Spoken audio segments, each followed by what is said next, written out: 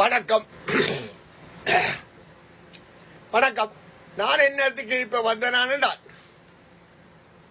இப்ப எனக்கு ஒன்று விளங்கிச்சு நேற்று அளவில் பார்த்த அளவில்.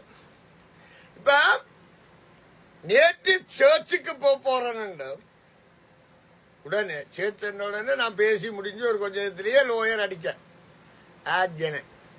இப்ப நான் புளியாண்டி சொல்ல வரையில ஏன் விளக்கத்தை சொல்றேன் என்றால், இந்த மாடு சொன்னா கேட்க மாட்டேது, மணி கட்டின மாடு சொன்னா கேட்பாங்க என்று சொல்லுவாங்களே, அதுதான் இது. இப்ப யோசிச்சு பாருங்க, எப்படி கடவுள் என்ன கொண்டு வந்து சேச்சடியில வச்சு உண்மையில கக்க வச்சு